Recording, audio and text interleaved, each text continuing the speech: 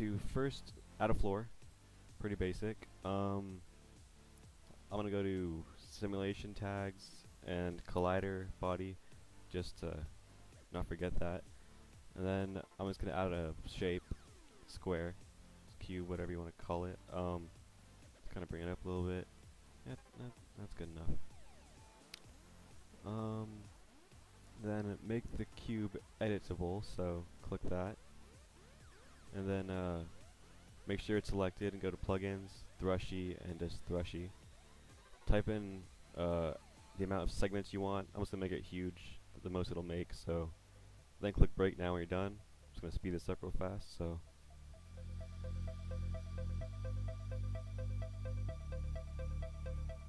alright, so once it's done, you can just close that, and yeah, pretty basic. Oh, change the trigger to on collision. That way, when something hits it, it collides. It breaks apart, I mean. Then I'm just gonna add a collider, so let's do a sphere. And just gonna drag it up high enough, I guess.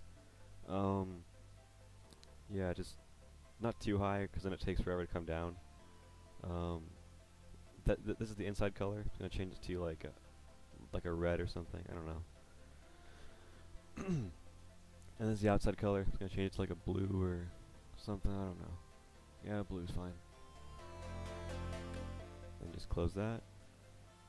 And then yeah. What should I do now? Oh, okay. I'll also add a new color.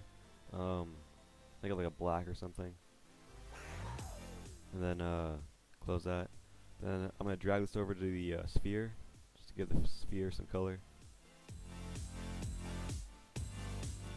And no, I was gonna extend this to like 200, just to make it longer, so it's not like a 1 second thing. All right, so we have a longer timeline now. I'm gonna add a light. Oh, okay, yeah, just kind of, yeah, one side. I'll be adding a lot of lights, just, that's kind of my style. I don't like really dark things. Change the shadows to soft when you add lights. Just, it makes the shadows realistic and everything, so just add shadows to them. Soft again. See how this look. Oh, it's kind of dark over there. Add no light. Up. Over. That's good enough. That's right around there. Shadow type soft. Okay, it's gonna go around, go around. Looks good. Okay, I'm gonna go. Oh, it's kind of dark up here. I'm gonna add another light. Down. Drag it up. Up. Let's put it really high so it glows on everything. Change the shadow to soft. Okay. See how that looks. Let's see how that looks. Zoom out a little bit, move up. Okay, the ball looks okay. I'm gonna bring it up a little bit, just for, I think it's too low. Kind of check things out here. Oh, it's kind of dark over here. Oh, okay. Light. Just drag it over. I'm gonna, a little more. Up a little bit. And then change the shadow to soft. Alright, so we're gonna see how this looks rendered right now. Looks pretty good.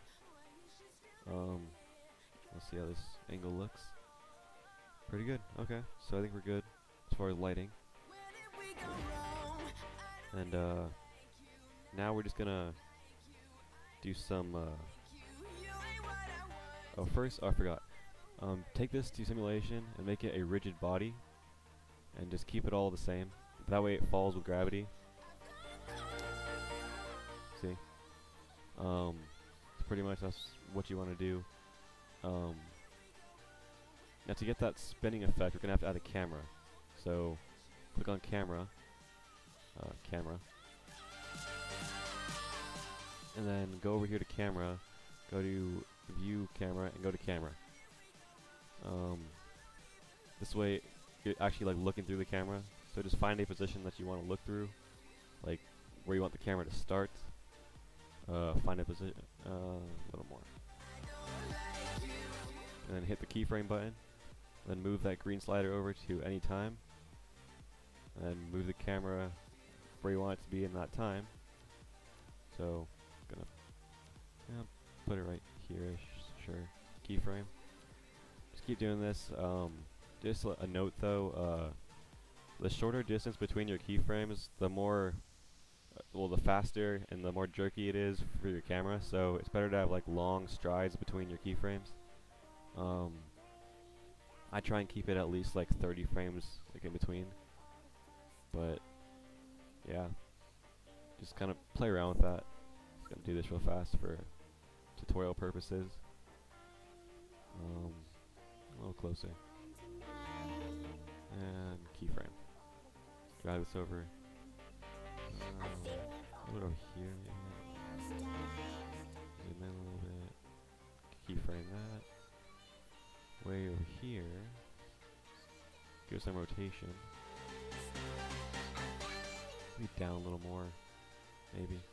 Yeah, that's good. Keyframe. Basically, you want to keep doing this because once you stop keyframing, your camera will stop moving. So, kind of center that. There we go. And that a little more angled. Okay, keyframe, and then put the very end here where I want the camera to end up. Just kind of leave a little more rotation. Center it. Turn it a little bit more. You can zoom out a little bit. And then keyframe that. Alright, so let's see how it looks. Some lag from the recording and the particles, but whatever. Decent camera movements. Basic ones. Well, that looks pretty good. Alright, so once you like your camera movements and your animation, go into render settings, change your resolution. I use 1920 by 1080, but most people use 1280 by 720. Change the frame rate to 60, and change the frame range to all frames. Very important. Go to save, format. You can choose AVI or QuickTime. I just use QuickTime. No, if you're using QuickTime, just change the frame rate in there as well. So 60. I change compression to H.264. I just find it better, smaller. You can save it to wherever you want. I'm just gonna save it to my desktop, I guess. Tutorial. Okay, click save. Okay, you're done with this now. You can close this. And oh, I'm just gonna save it first, just to be on the safe side. So, file save as. I'll also call it tutorial. It's very important to keep saving your stuff because this program does crash quite frequently. It could. Go to render, add to your render queue, and then right click the one on the bottom and click start rendering. And it should start rendering. Yeah, that's pretty much it. Thanks for watching. Turn it up.